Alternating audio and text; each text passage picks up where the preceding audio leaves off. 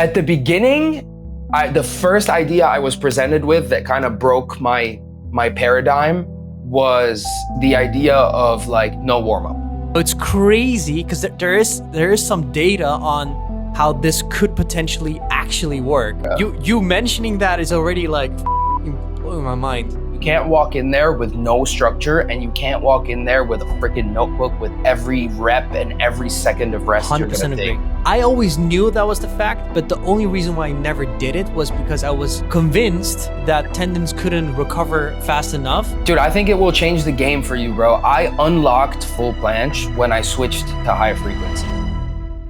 Ladies and gentlemen, welcome to the Dr. Yaad podcast. Today I have with me a legend. I have with me Nicky Lyan, and this person I have been following for more than 5 years, I believe. And I've seen you all the way from your genesis to your bicep tear to coming back and then reinventing yourself, traveling all over the world, actually meeting with the best of the best everywhere. And one of the nicest thing about you is, one, you speak a lot of languages, so you're able to break through that language barrier. And two, you're also the type of guy that is open to learn, right? You're open to learn. And we, as an audience, we can all see that that has worked in your benefit because I think you've learned a lot. And today I want to talk about what you've learned. And I'm super excited, man, because we never spoke one-to-one like this. We saw each other at FIBA once. We gave each other a handshake. We're like, yo, let's hang out. And now we're hanging out. Welcome. Facts. Thank you. Thank you for having me, bro. I'm very excited to be here. And I'm excited to get into it, to share it all. I feel like this whole sport that we practice is transferred person to person. So I am very happy to be a part of it. Thank you so much. Okay, man, I wanna go back to the beginning. Let's go. I want to go back to, because we're brothers, right? When it comes to biceps, once you've gone through a tear, there's a certain bond that you form. I'm sure you also had it with Onizuka. Yes. Just for people listening, Onizuka is probably one of the strongest people in the world, and he also tore his bicep. He also completely recovered, and we're all just bonded through the bicep tear. What happened with the bicep tear, and how did you get back, man? Wow, that's funny, dude. It's funny that we are doing this and talking about this today, because for the first time in my life today, this morning, I dropped a video ever talking about like injuries, actually. So it's really funny because this topic is in my head for the last 24 hours, especially. Good timing. But I will say the best way I can put it, and obviously this is from the perspective of being far removed from it, having gone through it. Wow. Okay. How deep do we go? Let's start with the beginning. How did it even happen? Do you know? Yeah. So what was the reason? It's one of those weird things, bro, where it's one of those injuries that's, it kind of both feels like acute and also like not. Like it feels definitely like when it happens, right? But right. And it's confusing because when it happens, you're not like, oh, like I was hurting, or it just comes out of nowhere. But then when you look back on it and you're like far removed from it, you kind of see it coming to a certain extent, with a little bit of overuse stuff. Like overuse symptoms do creep in over time. And also like technical failures. Like you look back on your stuff, and if you actually continue with the sport like we did, and you get better than you were when you got hurt after the whole rehab and recovery, you look back on it and you can start to see the technical errors. Oh man, we're in for some good shit, huh? Yeah. Let's go. Keep talking. You're hyping me up. So I would say, like in a very direct way, it was the result of overuse over time and technical errors, which arguably those two things lead to each other, right? And that's why I was like, how deep do we go? Because if we really want to go deep into it, we'll go into the whole nature of calisthenics and the fact that like it's not a sport that has a formal institution or a way of learning around it. So most of us get into it because we see someone doing something cool on a video or in a park. And so we just keep trying shit and we don't really understand concepts like conditioning and accessory work and, you know, stress and adaptation and the nature of those two things. And we just all turn into children when we first try, you know, when we first try learning a muscle up or a handstand. And so it was kind of like bound to happen for me, and it did. But you know, in retrospective, it's like probably one of the best things that ever happened to me because it's like if you want to continue after something like that, you have to address these issues, you know, overuse and improper technique. And it definitely like was one of those moments in my life where it was like, okay, do I stop doing this or do I like not? And if not, which is the road you know we chose, you chose, Onizuka chose, then you have to address the other stuff. So in a nutshell. So you ask a really good question. How deep do we want to go? And one of the things I want to do in this podcast, I kind of want to lay out what I want to achieve with this podcast because there's a reason why I chose you. You know, I've met many athletes in my life, but there's a specific reason why I chose you. As you might know, I've been in the game for almost 15 years now, and I've seen it at the beginning, and there was nothing. There was absolutely nothing. It was Genesis. We saw Hannibal for King. That was the only planche we saw. And, you know, now we know that's not really planche. And we learned so much about the sport. And one of my life missions has been to kind of, you know, one, learn about the sport, see, you know, how can we create some structure to this chaos of what a sport is. Then two, how do we do this safely? That's where my medical background comes from. And then three, you know, what is the best way to train, right? And so one of the things that is interesting about me is I've approached this from my perspective, from gymnastics a little bit, also from street lifting. I've made a lot of translations, but one of the group that I haven't been able to communicate with are these beasts in Spain, these beasts in France and in Italy. These people, they train differently than I do. And I've always wanted to ask a lot of questions on why.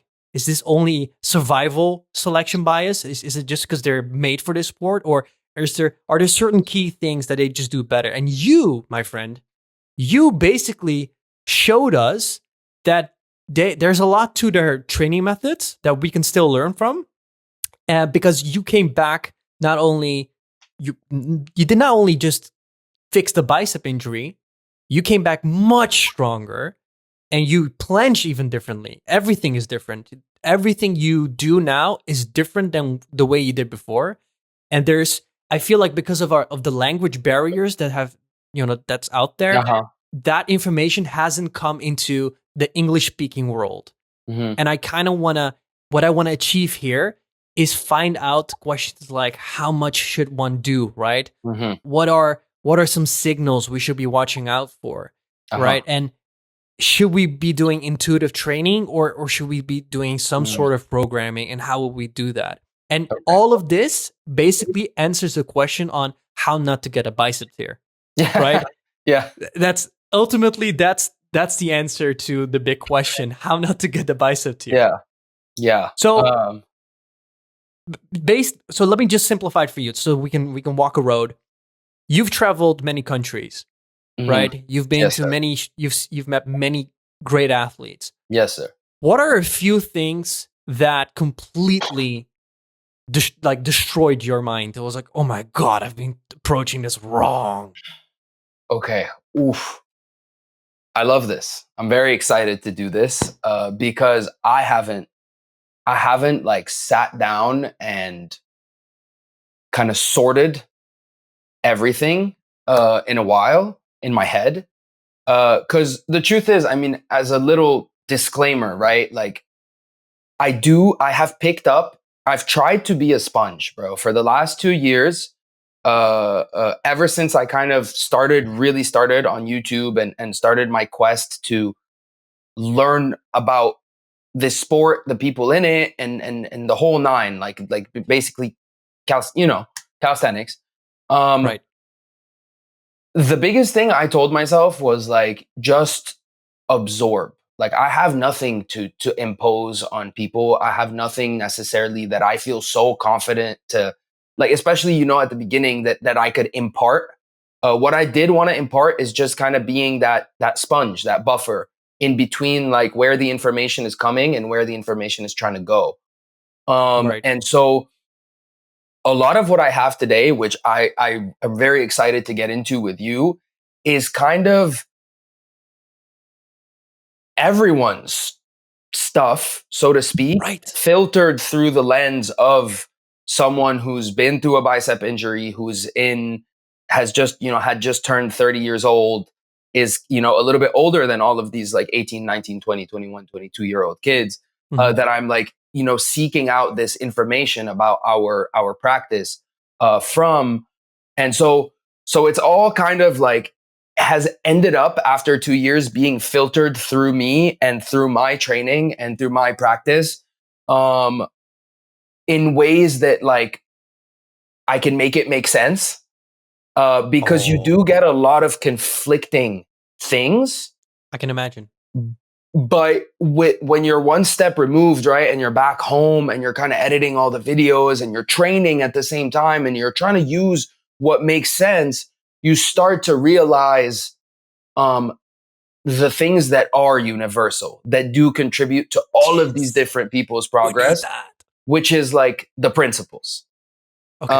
And it's kind of like, it's this concept of, I mean, just to take it to like the human side of things, it's like you and I, for example, and everyone watching, we all have completely different lives. Like nothing in our life is the same. Your name, where you're born, your height, your weight, your DNA, like nothing is the same, but the principles of our life are the same. Like we are born, we breathe, we have like feelings, and those feelings are limited. They're either like fear or joy, or, you know what I mean? Like we have a million different stories, but the principles that like dictate our lives are pretty much the same. And I Yep. think that's like the biggest thing to understand from like the actual details that we might get into is like I like that. every single athlete that I've met, that's like, you want to say like that so my first year I went to kind of document the sport, but especially I wanted to document like key figures in the sport. And like maybe, I started with Hannibal because he was a huge inspiration to me. But then I moved on to like the new gen and the people that are really pushing the envelope today, like Onisuka and I don't know, Nathan, Ilyes, like first the French guys, because I knew Onisuka, like him and I met because of the bicep injury and we really got along. And so, Brothers, that's what I'm saying. it's like you said, bro.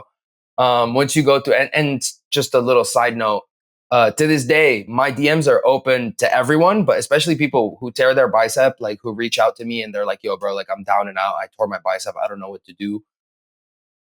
Brothers, just hit us up, Brothers. you know? Yeah. So anyway, all of that said, let me try to get back to the topic at Yeah. hand. So the first question was, what blew Okay, well- my mind?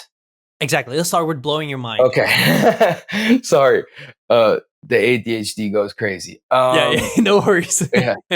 So I would say the first thing that kind of took me out of the box that I saw things in was how differently people navigate their training. Like what training really looks like to different people. And at the beginning, the first idea I was presented with that kind of broke my paradigm was the idea of like no warm up, right? That like Mm, effed right. my brain up. Yeah. Can you When mention some athletes that don't do this? Like I know a few, but yeah, you so met them? the first person who really like kind of just put it like that for me was Ilyes, and he was someone I really looked up to. Yeah, of course. And I'm sure that his dynamic has changed according to the principle, like according to the dynamics that I'm gonna get into just now. But it's when I first met him and the first video I recorded with him, just off rip, he just started, and I was like, "What?" And he was like, yeah, bro, like, why would I warm up for something that I do like twice a day, every day? Mm. And at first, like in my primitive brain, I was like, how the fuck does this guy not excuse? Can I say that F word? You can, man. Okay. Be yourself. Be I was yourself. like, dude, how the fuck does How this the guy fuck did not he do warm that? up? Yeah. Yeah, like what? I'm over here just fucking doing this with a band and like, like just and also like I was kind of like I would just maraud through like what I thought I had to do, like, oh, do a warm up. So I would just do this and like, Right. you know what I mean? Like there wasn't this like Understand. applied like consciousness of what I'm doing. That's based on all of these principles that I came to understand. Which, side note, a lot of these people don't understand those principles. They just somehow do them. Like they just Yeah. somehow have found like the way that works for them. And it's Yeah. not until you look at all of them that you realize that everyone has their own way, but all of their ways are based on like these principles that The I'm talking about. principles. So the first thing that screwed my mind up was like, dude, how the fuck does this guy not warm up? And then I realized after like following, like seeing a lot of people, like Ilyas, then Rama, then Gusta, then Onisuka and Daylong and everyone, that it's like, it's not a matter of warm up or not warm up. It's more a matter of like larger like factors of training, like the volume of training and the frequency of training. Because Okay. I found that the athletes that train way less frequently, but way more intense and way more like voluminous trainings, end up warming up a lot. The ones that are hitting like 2 a weeks, but killing themselves. Oh. So that's the thing that I realized. I realized like, okay, Interesting. I'm talking to Ilyas, but in the moment that I was talking to Ilyas during that period, he was training in the morning and in the evening. And he was doing like lower overall volume, but very frequent training, like twice a day. So he would train in the morning, train in the evening, go to sleep, wake up, train in the morning, every single day. So you can get how like warm up is a completely different concept to him than it is to like like at the time I met Gusta in September last year, and he was like, dude, I'm only training hard once a week. Mm-hmm. And so he would like warm up, like we're talking about like Right. an hour of warm up to be able to really get into that. And then I also like, I had met Rama later on through the year, and he was like, yeah, dude, I just kill myself twice a week. And then the rest of the time I pretty much rest. So it got me to kind of understand this larger concept of, I mean, I like to call them like the factors in the equation. Like everyone has their equation of how they train during the week, and like how tweaking the overall volume of like the intra-set volume, and then the intra-session volume, and then the whole like week volume, like how tweaking that, and then the frequency of how often you're training and stuff like that, how that affects like the intensity of your training and the need to warm up. And it's like, dude, if you have like bigger gaps between training. So it kind of, this idea was the first thing that blew your mind. yeah. But can I ask you, Ilyas, for example, you say he doesn't warm up, but is his first set as intense as, let's say, his fourth set? Okay, so that's a good question. So because his warm up might be different than ours, because full planche is a freaking joke to this man. So yeah, so relatively speaking, so that's where it gets a little bit gray. So in relation to him, I don't think the first time he touches the bar, it's a top set. I think it's like an activation set or something. Yeah, but when he's training frequently, like what I definitely noticed is when the frequency's up, like we're talking 2 a day. He's crazy to me. Yeah, he's going into it like with harder elements. And then it introduced this whole other concept to me of like, in his mind, it's like what he's doing is he's trying to normalize these harder skills. So yeah. And dude, it threw me into this whole world, which he didn't put words on it the way that I'm going to put words on it now, because I kind of like just went. This is your interpretation. Yeah, like him in his head, it's very like energetic and like almost like this ethereal thing of like, yeah, like if I do this a lot, it becomes normal. kind of like Right. walking. I And was gonna then say. you, like, as a doctor, would understand that as I went deeper into it, it kind of took me down this whole rabbit hole of how things go from like your sympathetic nervous system to your parasympathetic nervous system. And they Right. just become things that are normal. Like they just go from, like, like I don't have to warm up to like get up right now and go to the kitchen. Yeah. Um, No, but like potentially if I sat in a bed for a year and didn't move my legs, if I got up, like I'm not ready to that get would be up and hard walk. set. Yeah. So You need I to warm think up for that. that's kind of what bro was trying to get at, was like he didn't know scientifically like what he was trying to Yeah. say, but And it's interesting, especially that you mentioned he does the morning and evening thing, because I don't know if you. I did a podcast with Professor Keith Barr, and Mhm. he mentions that what he found out in tendons is that if you put tension on them in the morning and then 6 hours between, you do that again. That's how you get the best tendons. So it's crazy because there is some data on how this could potentially actually work. That's crazy, So bro. you mentioning that is already like fucking blowing my mind. See, I didn't even know that, dude, and I'm I, doing my I best here to try to figure out why these people do what they do and why it works, and try to find yeah, a mechanism and studies that back them up, and then see uh, if we can apply that to the general population. But that's yeah.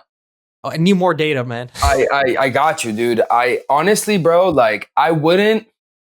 So this is just my like perspective after all of this quest for knowledge, so to speak. I wouldn't necessarily look at. I mean, what you're doing is right. You need data. I wouldn't look at one person. I would look at Yeah, all of them and exactly. see like the difference and the different results. And you also see the pitfalls, like the mistakes of everyone as well, like where it kind of um um it just like ends up going the wrong way. Mhm. So for Ilyas, with all my love and respect, like I have a true relationship with that person and I really like Of him. course. I think sometimes like the problem of being like that is when life ends up lifing and you end up having to take some time off, you are not accustomed to like easing back. And if you don't ease back after a period of just, I mean, dude, I'm not a Yeah. doctor, bro. I'm not a scientist. I'm just a guy who's been Yeah. training for years. But anecdotally, from the data that I have for myself and the people around me, I know that, like, let's say if I'm doing 2 a day, my nervous system is in a certain mode. And then Right. if I take 3 days off, I am not in the same mode. Like, I have chilled out. And if I come back, and am I wrong? Am I No, you're wrong? right. I kind of wanna ask you some critical questions, Yes, because I please, think please. it's gonna make this we can navigate this and come to answers. So, based on what you've seen, right? Based on what you've seen, Nicky, Mhm. um, you've seen high frequency and you've seen low frequency. Yes. What do you think is the best way to Mm, train? Is it the wow. high frequency or is it the low frequency? And just you might not have an Okay, answer, okay. so I just have an answer. spitball on us. I Oh have an shit, answer. People might hate me, bro, because my all my answers have ambiguity in them, but I don't think there's black and white answers. that's But I life. will, Life is yeah, nuanced. exactly. But I will try to give the audience an answer. In my opinion, personally, I prefer higher frequency, and let Mhm. me tell you why. Okay, I let's prefer do this. higher frequency. One, because it fits my lifestyle. I like to train every day. I would hate to train twice a week and then have to rest 5 days a week. That would drive me absolutely up a wall. Second of all, I feel like if you lower the frequency, you're basically trying to jam multiple sessions that you could be having into like a few sessions. And the problem is you end up kind of redlining the system in terms of intensity. So, like, if I was training twice a week and I'm trying to hit, I don't know, like 30 combos in the week, or I don't know. Yeah, let's take 30 as an easy Yeah. number. But let's say, like, in my week, I would like to hit 30 like combos, hard sets, Right. besides the accessory work that I might be doing or whatever it is. That means that I'm trying to cram 15 combos in 2 sessions. In terms of like overall intensity over the session, I'm putting a lot on myself. And like, I'm Mhm. kind of going over my 80, 90% capacity for intensity in that session.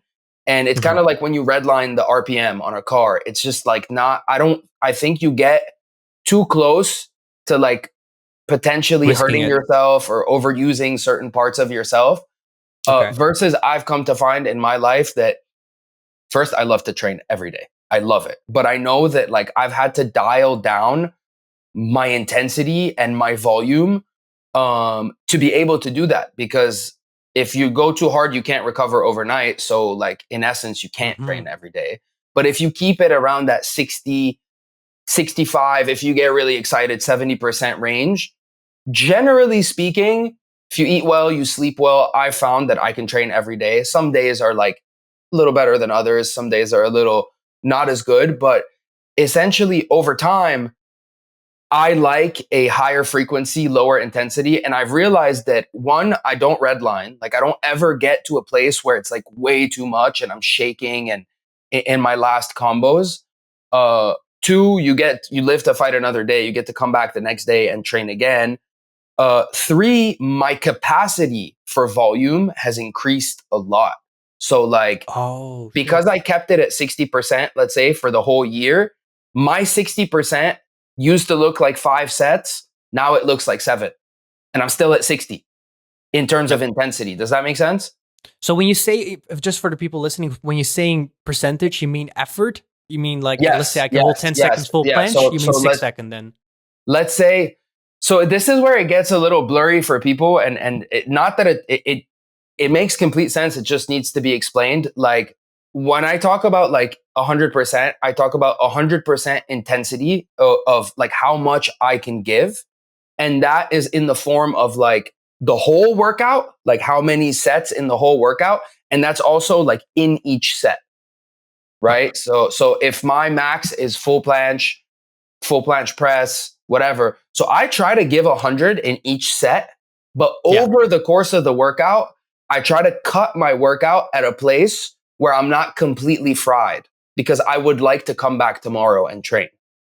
And sometimes if you become conscious of this thing, I believe that by being conscious of this, I'm able to kind of catch myself. Like if you gather enough data, bro, and you watch your workouts over time, you'll realize that there's a point where you reach like 50, 60% of like your capacity for working out. Right. And you can keep going and like really max out and reach 80, 90, 100% till you can't hold a tuck anymore. If you had a full, can't hold a tuck anymore, probably means you reach like 100%. You know what I mean? I see what you mean. So I will usually like, I still can do fulls and full presses, and I'll be like, all right, like wrap it up, accessory work, go home. Oh, okay. So I understand what you mean now with intensity. So you mean it in different ways, but one of the ways I didn't realize you were meaning it was also when you're done with your session, technically you could do 40% more still. Yes. So you could technically keep going for like, if you did like 1 hour, 20 minutes, you could do another hour. You're like, okay, I could technically do it, but then I would have to do the 2 times a week thing instead of every day. Exactly. Okay, that makes sense. So imagine, to make it really easy, right? Imagine I can do 100% for me is 10 sets. If I do 100%, by definition, I cannot do it the next day. I have to rest the next day, right? So instead of doing 10 and having to rest 1 or 2 days after, what I would rather do is 6 and then come back the next day and do 6 and then come back the next day and do 6. Because I feel like leaving those 4 on the table allows me to recover overnight. And I've also one more point I want to make to that.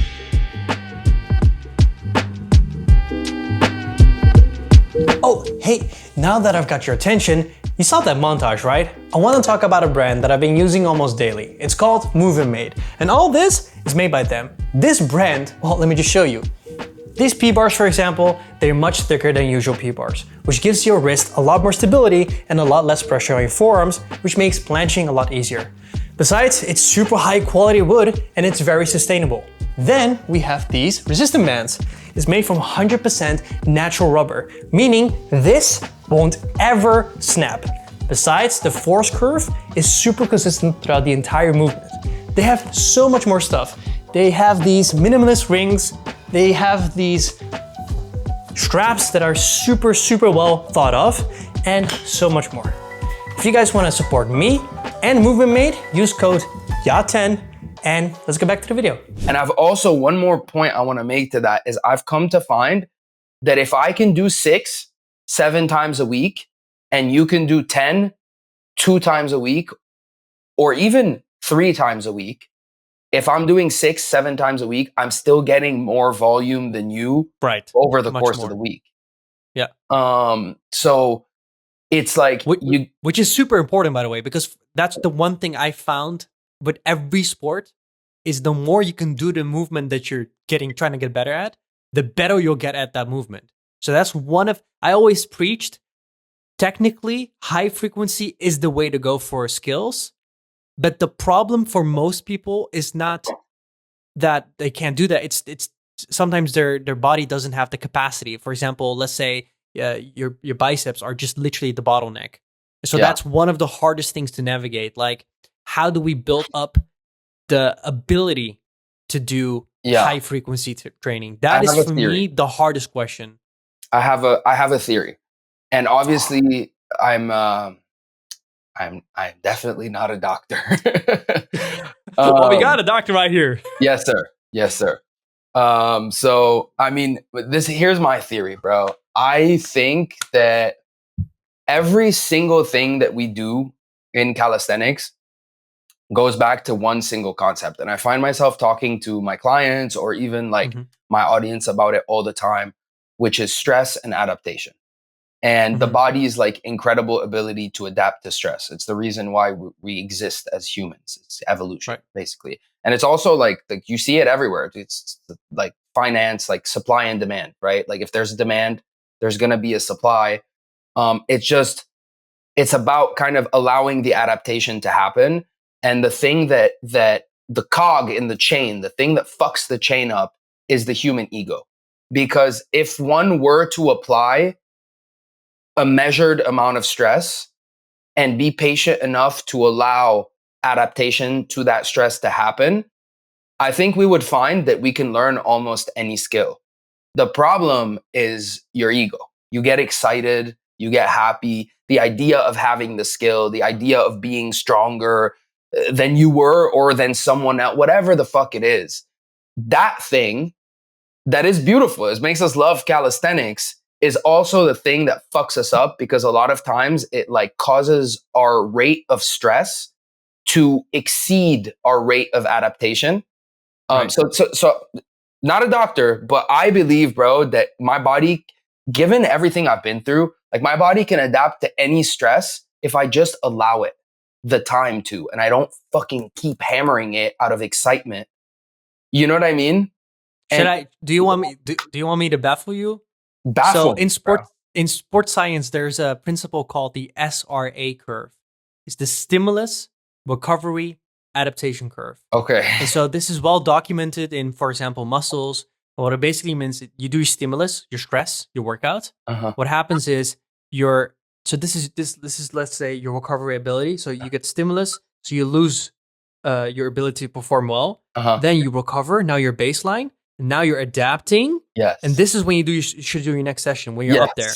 Yes. Because then you keep going. This is well documented. So this is a principle that is super important in sports science. Yeah. The hard part is for muscle, it's quite easy. Our body can give like feedback. It can say, hey, yo, bro, there's muscle soreness, maybe don't do it today. Yeah. Oh, bro, we're feeling a little bit better, but just give it one more day. And then after like day 3, 4, you're like, oh shit, I feel clean. And that's when you're probably up there in the curve. So you do another workout. And that's how we eventually came with, doing 2 times to 3 times for a muscle group can be great. But that's for bodybuilding, and that's for that type of training. It's not necessarily for calisthenics. The hard part about calisthenics is, this is the thing that I kind of try to solve with different experts in the field, is what is this stimulus recovery adaptation curve for tendons, for example? How does that go for tendons?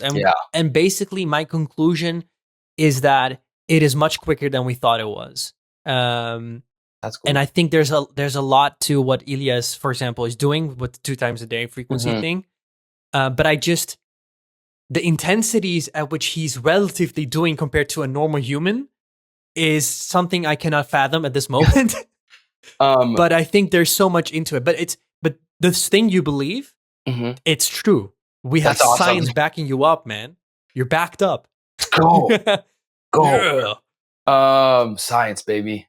Yeah, so that principle is very important, and it's one of the most important ones when it comes to training. I mean, dude, it makes a lot of sense. Like, I've, for better or for worse, like, I don't have too many superpowers, but one thing that I have is a lot of data about myself because I've been doing it for a long time.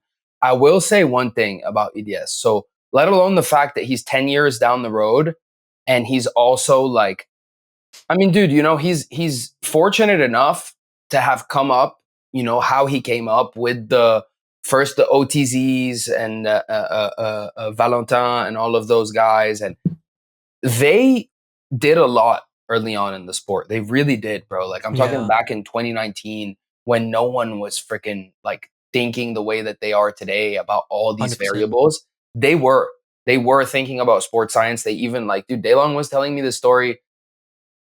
Yeah, I'm sure they're fine with me telling the story. But like back in like 2019, they bought electrodes and put them on their bodies to measure what muscles were like working the hardest when they were doing certain calisthenic skills.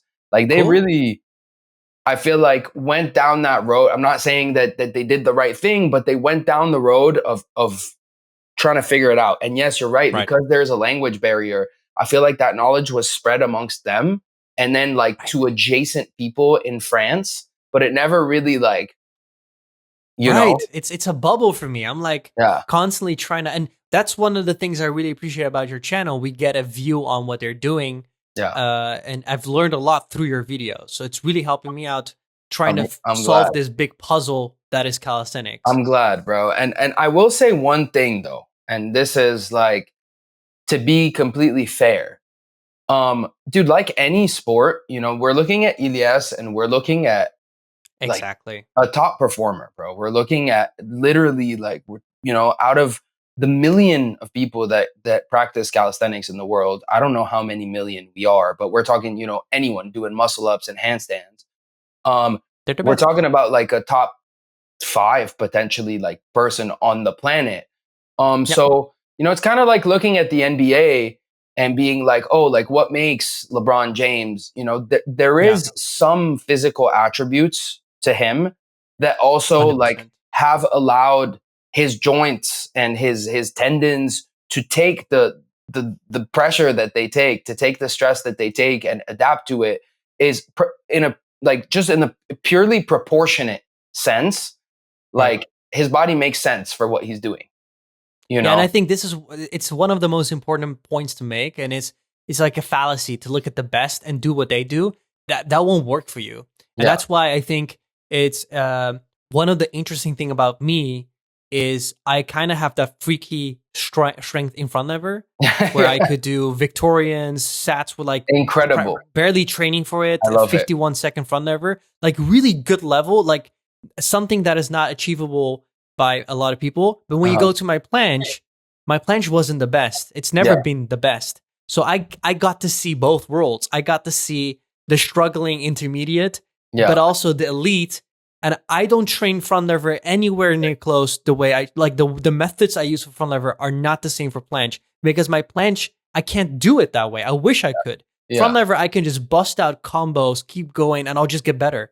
Planche, I need to like think about it, make adjustments. Oh shit, I did too much volume. Now I need to rest for 3 more days. Fuck, I rested for 3 more days. Now I'm even more crap. What's going on? I keep losing it. Oh shit, we're back again. The gods are helping us again. And then, it's that was so helpful for me. I'm so actually grateful that I suck at planche relatively to front lever because of what you just mentioned.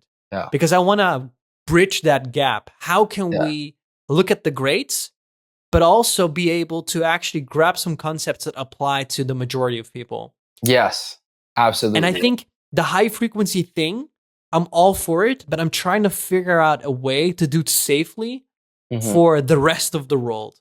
because I think it is the solution, but I just don't know how we can do that. And you've coached people also, I think? Yes, I coach people. I mean, I feel like my biggest experiment has always been myself. 100%. I Same. will say this. So like, this is the best way I think to do it. Is it's a process, bro. So the best way to actually, in my opinion, to see how this process works is to look at yourself in the past. So I used to come into the gym. We're talking circa 2017 when I first started calisthenics. I would come into the gym. I would do a ton of stuff. And my main goal was to either do muscle ups or to do handstand push-ups. Like that was the thing that was my top set. Like, okay, I'm going to try handstand push-ups. Like I'm warmed up, I'm ready. Let's try some handstand push-ups. Now, today, if you woke me up at 3 a.m, you came in my room, you're like, hey, Nicky, do a handstand push-up. I'd be able to do a handstand push-up. Yeah. And so just looking at that, the proof is in the pudding. Like if you do something enough times and you slowly kind of take it from this hyper conscious, gotta be warmed up, gotta fully be into it to do it, 100%. to like, oh, now I do it as part of like my activation or like my warm up, to like, it's a party trick, I can do it at any moment, to like, you can wake me up out of my sleep and I could do one.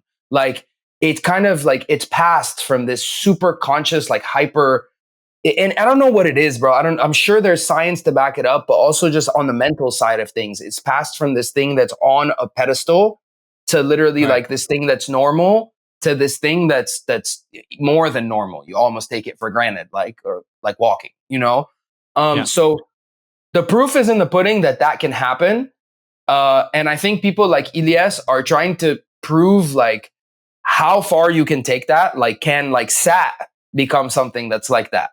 Can Maltese become something that's like that over the right amount of time with the right type of work? So I would say it starts with like, you don't just go for the gusto. You don't just take your hardest skill and be like, yeah, I'm going to make it normal. Like if your hardest skill is a full planche, probably start by making a tuck as normal as walking. Just like do tucks all the time. But like, I feel like, you know, do them very frequently, but don't do them very intense. Don't overdo them. Maybe start like just incorporating them into normal situations, or at least like if you work out every day.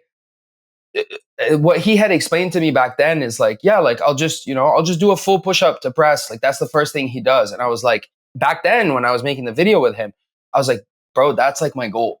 He's like, yeah, well, I mean, I've done. Bro's warming up with my goal. Literally, bro. I was like, that was my goal for the session. Like my goal for the session was to do a push up to press with you.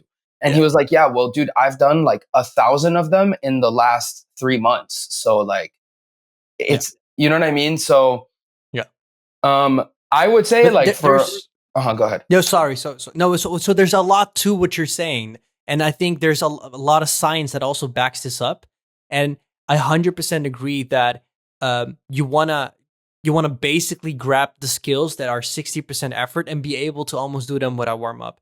And again, it's the same thing. If you look at my front lever journey versus my planche journey, I could literally without warm up go in sat, right? Even though it's fairly difficult for me. That's crazy. But ask me to do like a straddle planche, nah, bro. Give me some warm up sets, right? Yeah. And so, but there. I love that, especially, I have the feeling, I'm not sure if this is the case, but I think it is with Ilyes. They talk about energy, they talk about flow, they talk about spirituality, basically. And I think there is much to that because calisthenics is such a central nervous system type of sport where you have to recruit your central nervous system and you have to really become one with your brain. It is not only strength, it is so much thinking, simplifying concepts, making it palpable for your body to be able to utilize it constantly. So it makes sense if you haven't gone into the science to approach it from this side. I still do it from this side. I saw your video with Valentin, for example, where he visualizes. That's his warm up, right? Yeah. I did the same for front lever. Yeah. I'm a scientist, and I would visualize, and I would tell people about this. I'm like, I don't know, man. I don't really warm up. I just visualize, my muscles feel warm, I do the front lever. Yeah. And it makes sense for me. I just wasn't able to explain why. But these are patterns that I notice within like the elites, but also the non-elites. There's certain people that just train the same way. Mm-hmm. And one of the things that broke my mind was Viktor Kamenov. The first time I met like an elite, like one of the beasts. Yeah. It was Victor, I think. Yeah, Yeah. no, it was Yuri van Gelder, but Yuri van Gelder is a gymnast. So let's go to Victor. Yeah. Oh, you're. Yeah, also awesome. Like, oh, Yuri van Gelder. But Viktor Kamenov, like, I was like, what the fuck? This is his 30th planche this session. Like, what the heck? Yeah. Obviously, he's going to be good at planche if he's doing it that many times in one session. He's doing the equivalent volume of what I'm doing in 6 months. Yeah. In one session. Yeah. Yeah. There you go. There you go. Like, that's why it's a warm up for him, because like you said, he's gotten exposure to that movement pattern. His brain is so much more efficient at the movement. Yeah. And I'm just, till this day, I'm trying to figure out how can I teach someone to get to that level. I mean, dude, it's a big topic, and it's crazy because you're talking about it and it's like, I feel like it's all in my head. Like, I feel like I can answer it, but once you start trying to answer it, it's like you fly away. Let me ask you about your training. How often do you train planche now in a week? Every day. And the reason why I ask you specifically is because you are very good at what you do, but everyone can see that it took your time. Oh yeah. Like, for example, Andrew Strong I met. It took him only a few months to do from nothing to full planche. Yeah. Right. I cannot compare myself to him. Yeah. But with you, a lot more people can relate to, because we saw you. It took you a fucking long time to get there, and you're still improving. Yeah. So what do you do? Because you've looked at the greats, you've grabbed the concepts, and now you're doing something that works for you, obviously, because we see it. Yeah. How often do you planche, bro? I train pretty much every day, bro. I have gotten quite intuitive with when I should stop, like take a little bit of a deload or a little break or a day off or whatever.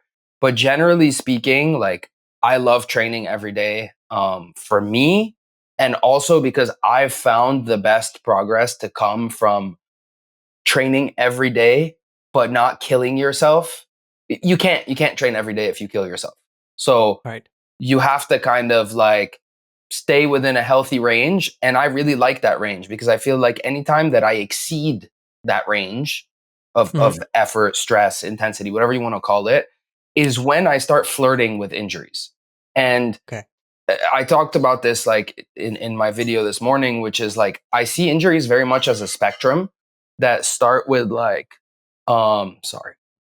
injuries that like a spectrum that start with like little irritations that come from like doing a little too much, either in a new movement pattern or like at a higher like volume after whatever it is. Like, if you tweak the intensity of your training somehow, you might irritate something, and then if that irritation goes unchecked and you don't kind of let it get better, then that turns to an injury. Like, so I've found that if I keep myself in a range that is the range that helps me train every day, I kind of avoid that as much as possible.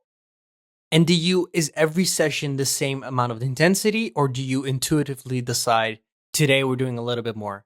I kind of feel like now, years down the line, I kind of know what I'm going in looking for in terms of when the session is done. Because in my early years, bro, it's like I would be so carried away about what I was trying to do that I would do those extra 4 or 5, 6 sets that would cook me completely. Right. And then the next day I'd either have a shit workout or not work out. So now I kind of know where to cut it. However, I mean, the beauty of the human nature and things is like, dude, if things go well and I just get carried away, then I just fucking get carried away, bro. And I do extra sets and I do extra attempts. Like, I'm not this like regimented.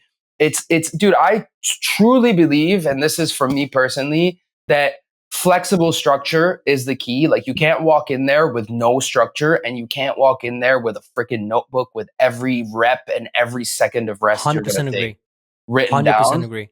You kind of just need to try shit, bro. You're just running experiments on yourself and gathering data, and that like experiment and then data and then time and then looking back and then learn, and just all of that becomes your training intuition. It becomes what you rely on to train intuitively.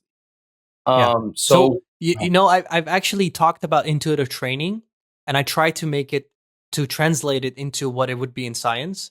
And so in basically what I think the best type of intuitive training is, and this is my opinion, is it's basically a rough training program with, you already know it's, I'm gonna do this, but the intensity is auto-regulated. So you yourself auto-regulate it. You decide, okay, I just did my first planche lean, not feeling that sick.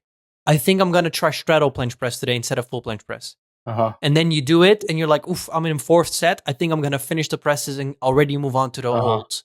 Yeah. Okay, I'm going to finish off now with push-ups because my shoulders, they feel better for push-ups. So I'm going to do that. 100%. But it's all in your program. But like all these things are in program, but based on what you feel and these feelings, I call it, it's not even a feeling. It's your subconscious that has gathered so much data that it can predict this without you being able to give it a word. 100%. Right? And like this is technically, in like the most technical sense, this is just a program with good auto-regulation. But to be able to do that, you need to fuck up 100 times. Yeah, you need the to data. be able to do that. You need the data, and you need to look at the data. Like I feel like exactly, and to a certain extent, like your subconscious gathers all the data. Like you can, I will say this. I will say something interesting now about you and your planche.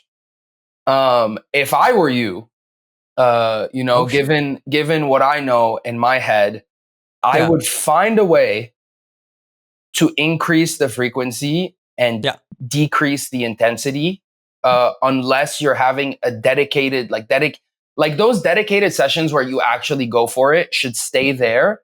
But I feel like you should find a way to increase the frequency around those, with easier things, just to kickstart the process of like normalizing this skill that, for better or for worse, through what you've been through your body, through your genetics, has been put on somewhat of a pedestal. You got to start 100%. Chipping away at that pedestal somehow.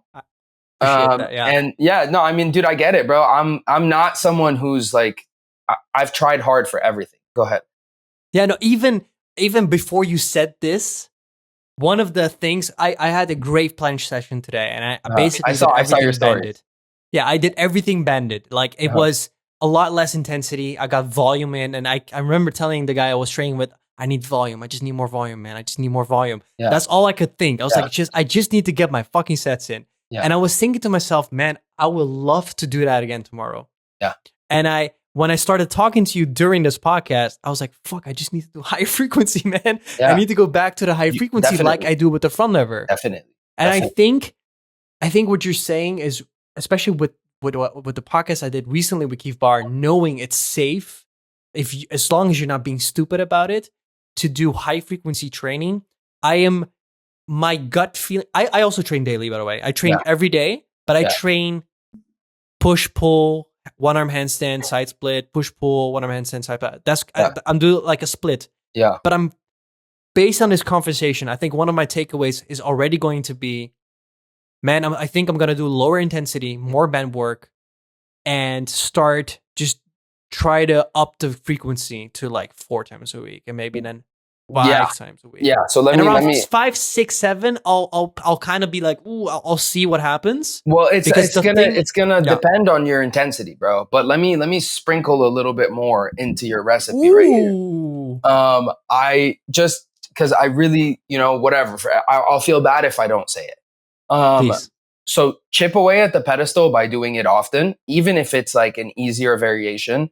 You can definitely use the band to get more volume in, but also intention is key. So when you have a band on and your intention is to just get as much time under tension and as much volume as you can. I agree. Yeah, I think I know what you're doing. With like proper conscious intention is very important, but you should in parallel also be doing stuff that has nothing to do with the band, with the intention of like keeping your body, like your nervous system, reminded of what the load we're going for actually feels like. And then finally, the thing that helped me a lot is addressing the factors that have nothing to do with training. Like for me, bro, I was carrying too much unnecessary body fat. And this is something that me and Onisuka and a few people have talked about a lot, which is really weird. And I don't think anyone has like scientifically proven it. It's sorry, dude, my dog is going crazy. What's up? It's weird, but it's easier to be stronger for people who are kind of like do both. It's easier to be stronger at front lever if you have some extra weight versus planche. I don't know if it's because the nature of pulling and you're above and below, you know what I mean? The anchor point and pushing, you're really just like, when it comes to pushing, bro, any extra pound of unnecessary weight, I'm not talking muscle mass, I'm talking in terms of proportion, like any little bit of body fat that's on your body for pushing makes it so much harder. Like the difference between me planching when I weigh 72, 73 kilos and me planching when I'm at like 69 is insane, bro. It's Can I add? Yes, please. I mentioned this exact point, not necessarily for push only, for all entirety of calisthenics to fitness FAQs.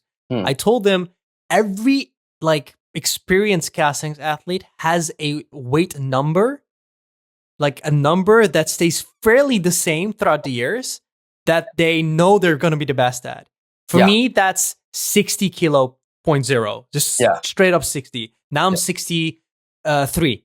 Yeah. Right. So I know if I lose at 3, I'm already full planche pressing. I know it's going to be like a free thing. I'll get it. Also, bro, your tendons will thank you. It's going to be chilling. Yeah. Yeah, you're right.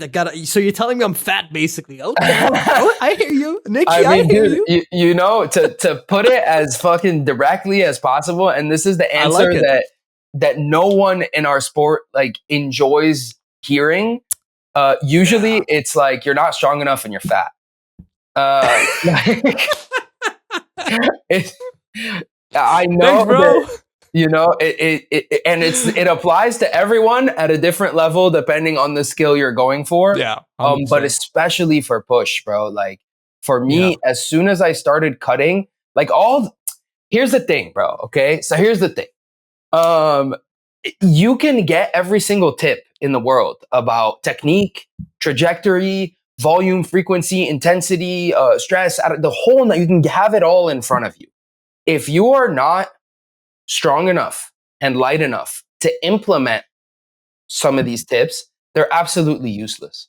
And that's kind of what happened to me last summer was like, besides getting all this advice from people, whether it was in the like minutia of like the trajectory of your elbow or more in the macro, like how you structure your program, the one thing that my eyes saw that doesn't lie is every single elite calisthenics athlete that I met was sub 12, 11% body fat. Like just without the shadow of a doubt. They all had like, besides a few outliers, they all had like a similar build of compactness, of like body fat to muscle development ratio. Like there was a pattern there. Yeah. And that's like what kind of clicked in my head. And the ones that were like naturally skinny, obviously never talked about nutrition. They were just like, or just fucking eat candy and do this and that. And the thing is, bro, a lot of these people that we look up to that are excellent athletes are not that excellent at imparting the information, because some of them were just like genetically 100%. That's what I noticed. You know, and a lot of us like try hard, you know, people who've had to try hard. We kind of become better at like coaching or teaching because we kind of had to figure it out. So the nutrition, the people that I noticed were really high level, but also had tendencies to like hold more weight and stuff like that. They were the ones who were like, yo, bro, like you should probably go on a cut, you know? And then I did. I went on like a freaking long cut. But how do you deal with that? Like one of the hardest things for planche, for front lever, and all these like central nervous system heavy movements is you need to be not fatigued. And when you're cutting, Man, it's like it feels like I can't make any progress at the same time. Like, how Yeah. do you deal with that? I would say that like the things that have worked, and this is after a year of trying a lot of different methods to lose, and I lost a lot of fat and I've been able to keep it off. I would say the two methods that work for sure are a very slow deficit. You're talking about like a 300 calorie deficit a day, not Okay. 500, 600, 700. Like a slow deficit, dude. And that can be achieved not even by reducing, but by substituting certain foods. Like Yeah. if you drink any sugar, stop. Like if Skip. any of your calories come from like beverages, just Get the stop fuck out of that here. and Yeah. you will like lose weight. You already lose everything. Yeah. Yeah. Exactly. And then like wow, I love this topic. Okay. And then just substituting certain things. Like if you love to have something sweet at night, maybe you substitute the bag of candy for like some dessert that you make at home. Even that, you know, it doesn't have to be like, oh, stop Yeah. eating candy and eat fruit. Like you can't do that for a year. You're gonna be like, fuck that. Yeah. Like, I want, you know what I mean? But like On the there's candy. so many Mhm. things. Like, I mean, I'm really far down the rabbit hole, bro. I'm like kind of gone a little crazy with it. Oh But shit. like I make like my fiance makes our bread at home, which I found that not only is it less calories, it's also way less like chemicals. I make Nutella at home because my Nutella has way less calories than the Nutella and it doesn't have palm oil. So Oh. I've kind of substituted like instead of being like, oh, I'm not gonna eat this stuff that like I love, I've like Yeah. substituted it for like pretty much the A same lighter stuff. version. Exactly. Mhm. And that has been the most sustainable way to not lose energy and still lose fat. And another thing is walking.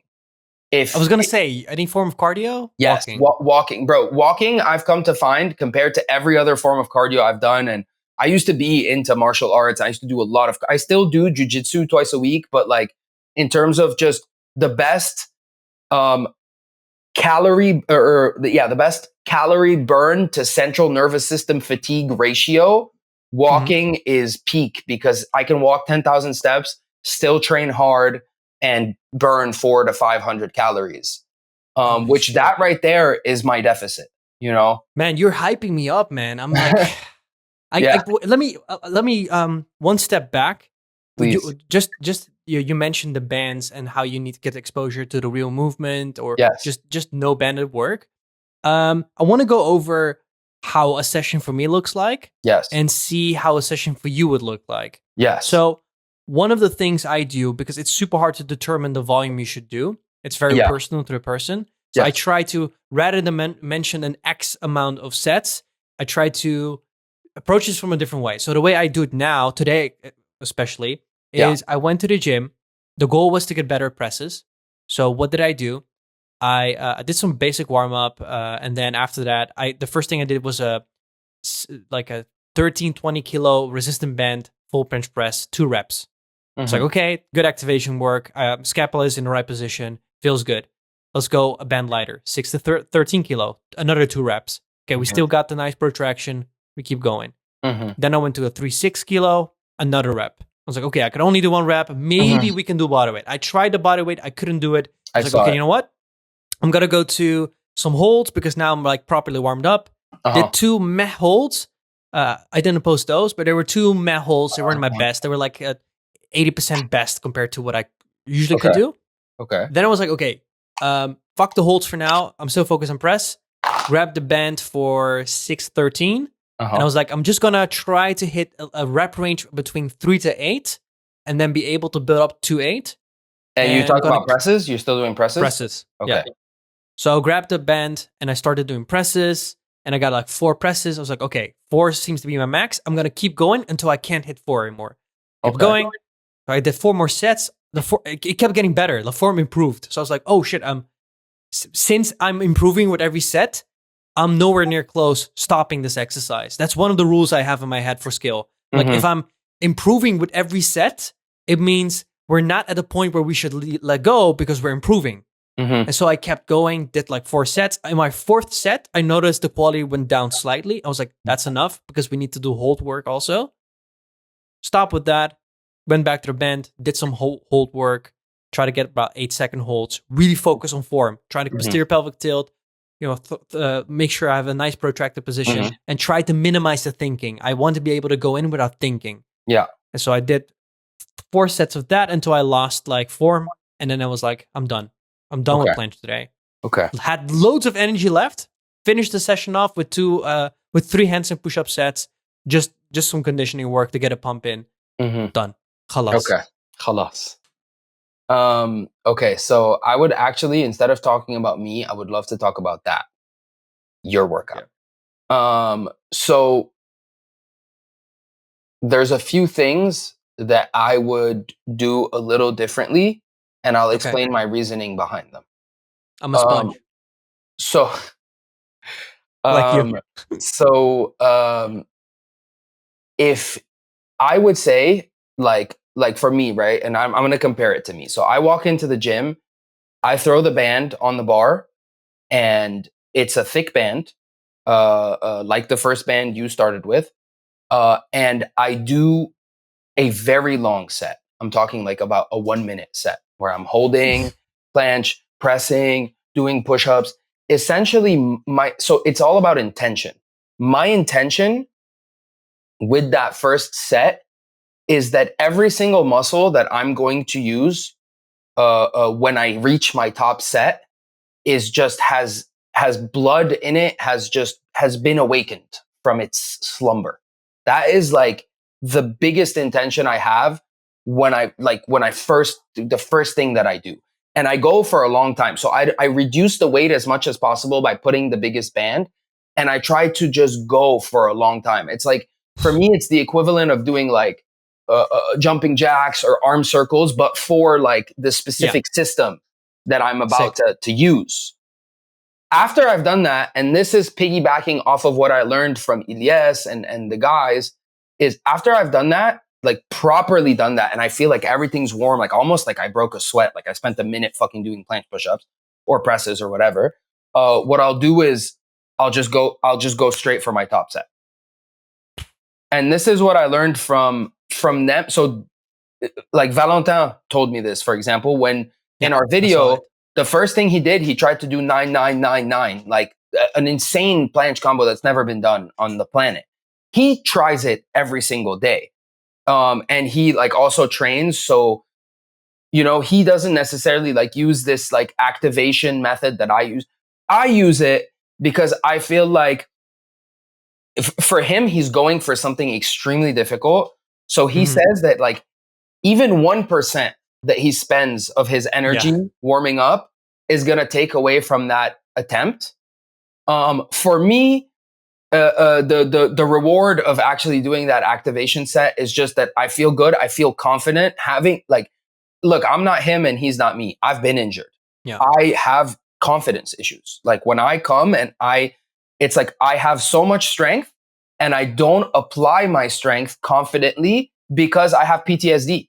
It's just in my body. Like I need a little bit of a warm up to be able to just like give it 100. Like if my elbow doesn't feel warm, I'm never going to want to put 100% intention in a movement like off rip. It just, so that's kind of something that I've had to tweak myself. But I would say that like, if you have a top set, I'm not going to come and give you a black and white answer. I'm just going to say, don't do a lot before you do your top set. Do just enough so that you're confident to try your top set and you're confident to put all that you have into that top set and just fucking get it out the way, because you're going to have the most energy at that point and the most confidence. Can I just interject? Yes, please. And give my opinion on this. So I think that's how I do front levers. So front levers exactly how I do that. I do Valentine. I'm like the same method. I'm like, fuck it, top set now. You're confident, bro. It's close. I go completely in. Confident, completely fine. Yeah. But there's also a second reason why I can do that with front lever. I am so efficient. There's so little thinking required in how I activate my body in front lever that it doesn't make sense for me to do an activation set because I already know how to do it. Yeah. So that's the elite side of my part. Yeah. So I understand Valentin when it comes to that.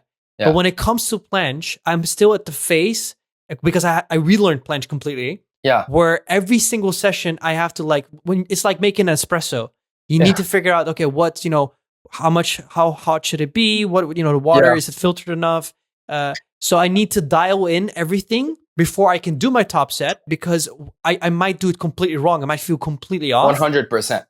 So that's why with this session, I started off with those higher bends, just so I could feel like, okay, am I pressing the way it should? Because you can press so many different ways, but I have a specific way that I'm training now. I want to do it like how the French people are doing, because they planche, they press very differently than let's say an average gymnast. Yeah. It's just completely different. Yeah. And so I think doing the top set immediately, I'm just not good enough yet. I'm just too whacked. I mean, right I now. would say, bro, for you, and that's similar to me, bro. It's not like just one. Sometimes I end up doing 2 sets with the band before I go for like my harder stuff. Okay. So it's like a micro ramp up to the top set.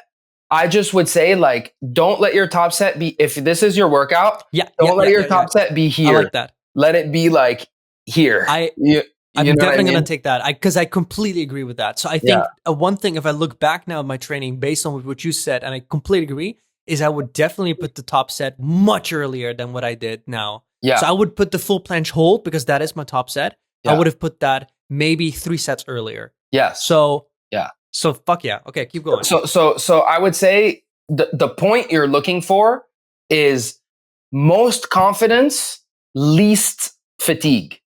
That's, like with front lever, you're so confident that you don't need, that point is as soon as you're in front of a bar. With planche, it might be like, okay, like I'll hit a couple sets with the band, like one with a thick band, one with a thin band, and then let's fucking go. Like, but you need that sense of urgency, because if you end up like, oh, like, wait, let me try another with the band to up, and then you're fucking fried. By the time you come to try it, you're not agreed. like you're not all there. And there is a certain snowball effect of like that confidence and that sense of urgency of like, okay, hit one with the big band, one with the small band, and let's fucking go. Let's try it. Because then that builds confidence. You know what I mean? So you need to kind of like Jedi mind trick your way into getting confident, bro. And trust me, like, I understand. I understand.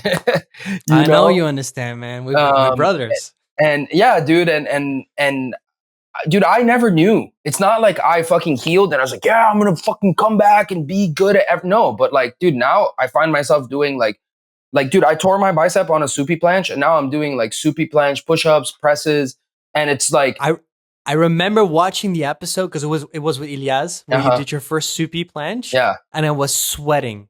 Yeah. I was sweating throughout the entire episode. Even though I only watched recently. I know you're fine. Yeah. I was still sweating. I was like, fuck, he's going for it. He's crazy. How would he? I cannot. I did a soupy planche lean the other day. Yeah. Just like a 10% effort. I already was scared. I'm too traumatized. It takes time, bro. It takes time. Whatever, like, look, dude, I'm not someone. I've been hurt a lot. I'm older. Like, I've never been someone who's overconfident, for better or for worse, bro. I feel like sometimes I lack confidence and I struggle with my confidence because I'm always like super. Dude, I've been hurt so much, that I'm like careful. And so I never told myself like, oh, like I'm gonna fucking get this back. I was like, if it happens, it happens. And dude, it happened, man. And it's just like the only thing about me, I would say that like. I consider like special is I just don't stop, bro. I just don't. That's the one thing, Same here, bro.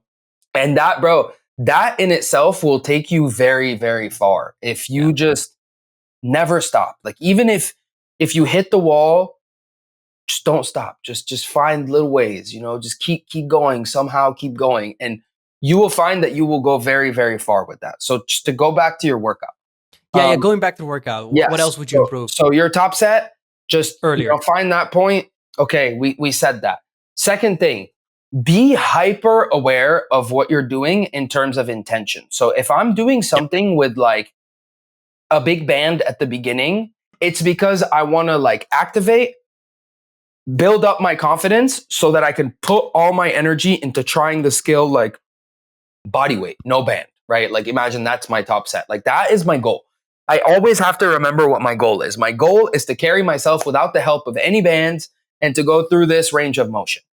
Okay. Once I've attempted or tried or done my top sets, then I either make it easier by putting a band on or make it easier by going to a certain progression that has a similar activation but less weight. And both of those are beneficial.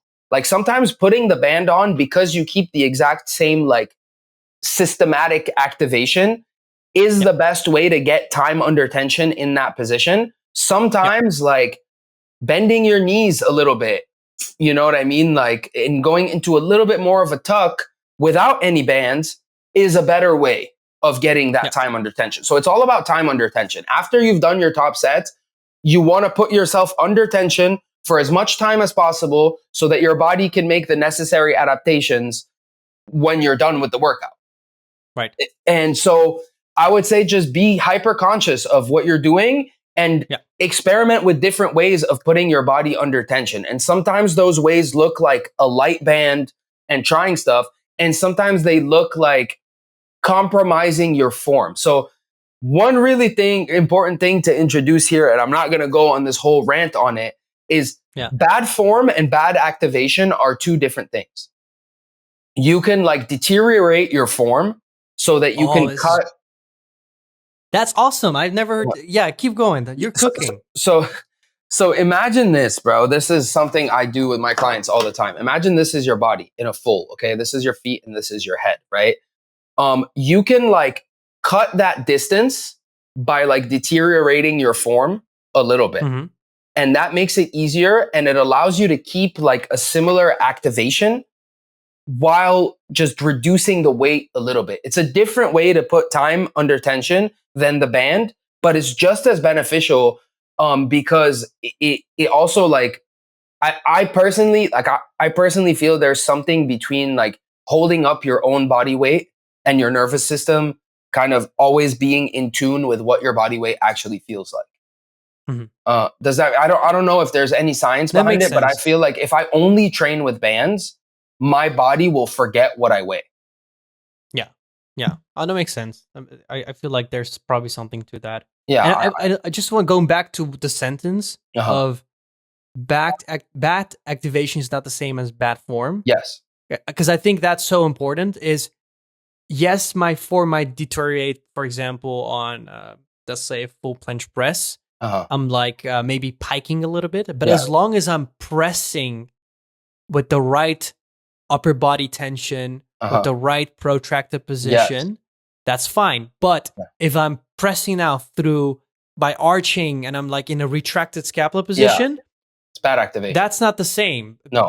Both are bad form, but the other one is bad activation also. Yes. And so that is so important to realize. That's why I often in front levers, I accept like a lot of different forms. I'm like, it's fine. It'll get better because I know the intention, the activation's proper. You just need to get stronger. Yeah, you just need that time under tension. Exactly. But when they actually activate wrong, that's when you need to intervene as a coach. Also. You need to be like, okay, man, but you're just doing it wrong. Yeah. You're not going to get 100%. You're not going to get front lever. I think that I never laid it out like that. That's cool. I think that and that's a concept also that it's not from the NS guys, but like it's something that is talked about. Like when I'm in France and I'm training, I've talked a lot in my other videos of what I've learned from like how you can set form, like set this desire for perfect form aside for the sake of increasing your volume. And then once you have more volume, then you can cash in your chips and clean up your form. It's a lot easier to do more like that, you know? But then over this last summer, 2025, talking with friends and stuff, a lot of developments come up and like this concept of like, yes, you can consciously deteriorate form for the sake of increasing volume, increasing time under tension, et cetera, et cetera. But there's a certain point where like compromising form becomes compromising activation. And then one, you're not really like working the system in the way you want to be working it. Two, you could get injured. Yeah. And so it's like you said, bro, it's a huge one of thing. The questions, one of the questions I have for you for my training schedule is one of the things I do is I keep pressing. Like, for example, I was pressing with the band 4 reps, and I Uh-huh. kept doing 4 reps until I noticed, hey, I'm getting weaker now. I'm frying. I'm starting to fry because I'm not Yeah. improving, or I'm like going down even. I'm Yeah. like losing. Is that something that you also do? Is that So something you're like, what I okay, would do if I were you, bro, is I would, let's say you did what you did today. I would go to the gym tomorrow and try to do some variation of something you did today or some workout. Start gathering data on like when would be the right time for you to be like, yeah, okay, like I'm coming yeah, back tomorrow, so let me just call it for now. yeah, yeah, I've kind of have built my intuition with that stuff with myself. I just know. Like sometimes I'm too excited and I do an extra set because I'm like, fuck it, like today is the day, like I'm gonna get it, you know? But a lot of the times, like after 1, 2, 3 attempts, I'm like, okay, like it's not the day. If I do 1 or 2 more, I'm kind of gonna screw myself a little bit for tomorrow. So I usually am like, all right, let me just like go do all this other stuff that I have Oh, to do. man, I've never thought about it like that, because the session I did today was with the intention of I'm going to planche in 3 days. Yeah. So, but I've never trained with the intention of I need to try planche again tomorrow. Yeah. Never in my life. Yeah. So, and I know I can probably do that because I've, again, 14 years of experience. Yeah. My body probably knows when to stop. Yeah. But that's something I've never done. Yeah. So this is I'm gonna experiment with this. Yeah, This run is the I'm gonna experiment, actually bro. experiment with this. I'm gonna play with this. Yeah. Because I do want to do a high frequency planche type of deal. Dude, I think it will change the game for you, bro. I unlocked full planche when I switched to high frequency. Like when I started just training every day and doing whatever was necessary to be able to train every day. I don't think full planche is something you can get by training 2 or 3 times a week. That's just off rip.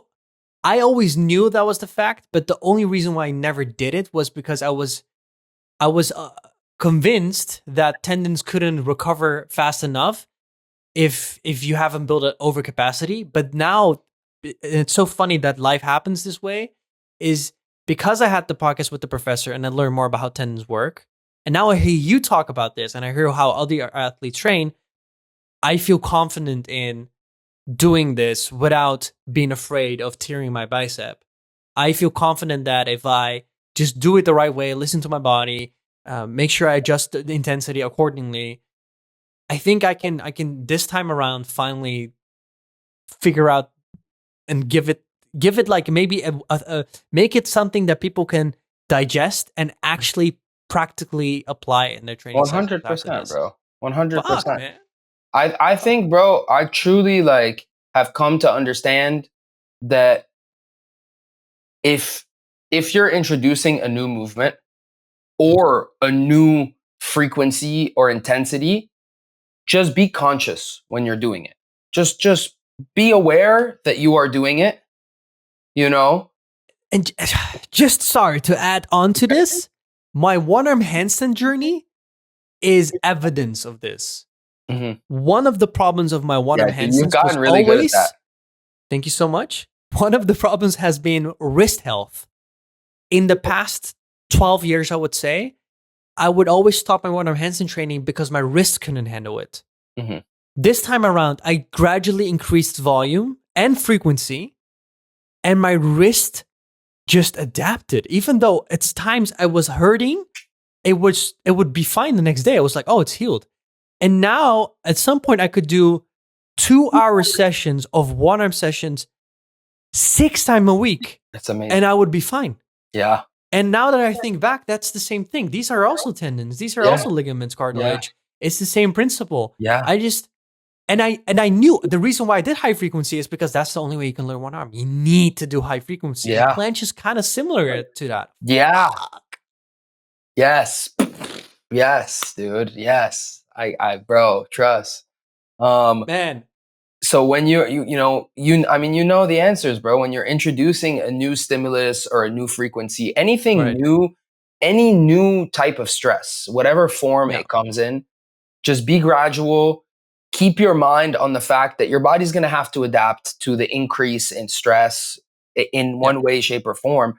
But if you like are smart with the progressive overload of that stress, Right. your capacity for stress is just going to increase so much, and it's just going to become normal. And that's the way, bro. That is the way, you know. Can I ask you one final question? And I think then we need to end the Yeah. podcast and leave some cliffhangers for people. One final question. Do you at times go in the gym, then do your planche, and then you're like, it's good. I'm going to tomorrow. Let's do it tomorrow. It's not good enough today. For sure. Like I'm For sure. okay. And you think that's even a smart thing? That's new, you know. That's it's new because before I would go in with a lot of expectations and ego, just ego of even, you know, being aware of your ego and knowing you still have ego, bro. Like you still really want to get certain skills and you want today to be the day, so to speak. Nowadays I've kind of gotten better at just pivoting, just walking in and being like, yup, like the system is just not having it today. Yeah. But guess what? Like there's all this. It's weird, bro. Sometimes like my planche push-ups are shit. You know, like they're literally, I go in and they're shit, but presses are really good. Or like Maltese is really good. Or like front is, you know what I mean? So like I can always kind of, if Shift you gears. kind of try something, you know, I try 1 set, 2 sets, 3 set, and then I'm like, all right, I'm not going to do the fucking 12 sets if it's all bullshit. And let me try this. And then by trying that, it's like I get hyped up and I'm like, oh, wow, like I wasn't expecting that. And then I end up down that rabbit hole. So to what you said minutes ago, when you were like, you know, like your way of kind of doing intuitive training, auto regulation. I think I also auto regulate over the course of the week where I know like I need to do this week. And then sometimes if this is just not the day for this, but it is for that, then I'll auto regulate that. Switch it around. Yeah. Awesome. I ask this because obviously since I'm going to up the frequency, there's going to be days where I think, nah, I need to wait one more day. Yeah. And because I just want to check, is that something you do? Yes, you do that. Yeah. Cool. So let me give you a little final before we leave, since you were taking all of this in. Up, I would incorporate tuck. Like, dude, if you can, like every morning of your life, just do a couple of tuck planches. Yeah. Just like drop and do a tuck grease planche. The groove. Yeah. Kind of just like normalize that. I would say so you're going to increase the frequency. You're going to try to put your top set a little earlier, but somewhere where you feel comfortable doing it. You're going to keep using the bands to do your work after to increase the time under tension. Maybe for some of your sessions, find a creative way to increase the time under tension by compromising your form a little bit instead of using a band. Yeah, will do. Okay, so not just relying on lighter bands to build strength, maybe relying on some, like if full is the goal, maybe relying on some odd variation of like a very advanced tuck that kind of keeps your legs together, but allows you to stay protracted and just get time under tension like that. So just take all that and run your experiments. You're the doctor. It's a great summary of what we talked about and great takeaways for also people listening. If you want to do this experiment and you have enough experience, join me on this quest on figuring out what's the best way of training for calisthenics. Nicky, I want to really thank you for coming on. We went in without a plan. We created a plan, and then we followed the plan. And I'm super happy. And this turned out much better than I had hoped for. That's awesome. Where can people find you, man? Where can people find you? Dude, YouTube and Instagram. It's my name, Nicky Lyan. I'm sure it'll be somewhere. Oh, it's Lyan. I say Lyan. It's Lyan because originally it's a Lebanese last name. In America, people say Lion, and you know what? I'm like, why not? Sounds cool. But they can find you on YouTube, on Instagram, TikTok probably also. Yeah, YouTube, Instagram. I mean, I have a TikTok. I used to post a lot on it. I don't anymore. I would say Instagram for the day-to-day stuff, and YouTube is where, you know, the deep things. Yeah. I love your channel, man. Thank you, Yeah, I love brother. your I love channel. yours as well. People, I'm really grateful that I'm on here, bro. thank you. Guys, if you want to see more with Nicky, which I personally want to see more, let me know. And Nicky, again, thank you so much. And everyone else, goodbye.